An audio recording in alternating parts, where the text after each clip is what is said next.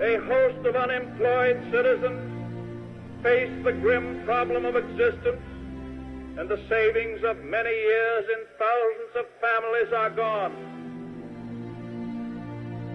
Only a foolish optimist can deny the dark realities of the moment. This nation is asking for action, and action now. Our greatest primary task is to put people to work. Happiness lies not in the mere possession of money. It lies in the joy of achievement, in the thrill of creative effort, the joy, the moral stimulation of work. Let me assert my firm belief that the only thing we have to fear is